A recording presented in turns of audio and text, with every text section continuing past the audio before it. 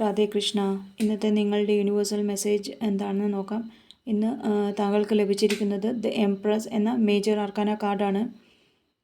ഇന്ന് കുടുംബത്തോടൊപ്പവും അല്ലെങ്കിൽ നിങ്ങളുടെ ഇഷ്ടപ്പെട്ടവരോടൊപ്പം സന്തോഷത്തോടും സമാധാനത്തോടുമാണെന്നാണ് സൂചിപ്പിക്കുന്നത്.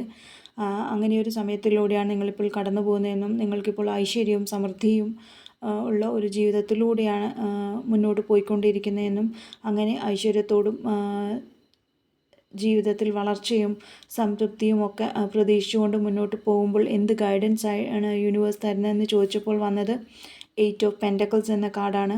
എന്തിലാണോ നിങ്ങൾ ലക്ഷ്യമിട്ടത് അതിൽ പൂർണ്ണമായും ശ്രദ്ധ കേന്ദ്രീകരിച്ച് നന്നായി കഠിനാധ്വാനം ചെയ്ത് മികച്ചതാക്കാനാണ് യൂണിവേഴ്സ് നിങ്ങളെ ഗൈഡൻസ് ആയിട്ട് പറയുന്നത്.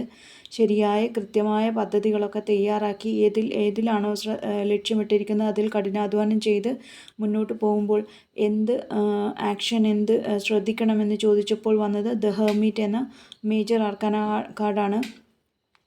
നിങ്ങൾ കൂടുതൽ കഠിനമായി അധ്വാനം ചെയ്ത് ലക്ഷ്യത്തിലോട്ട് മുന്നോട്ട് പോകുമ്പോൾ ഒരു ആ തിരക്കുകളിൽ നിന്ന് കുറച്ചൊന്ന് മാറി നിന്ന് ഒന്ന് സ്വയം വിലയിരുത്തി അവനവനെ മനസ്സിലാക്കാനാണ് യൂണിവേഴ്സ് പറയുന്നത്.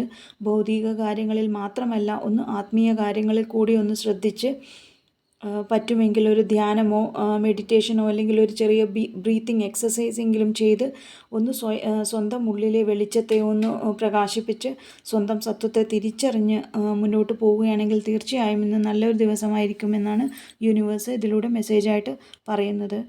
Thank you. Advance happy new year. Thank you.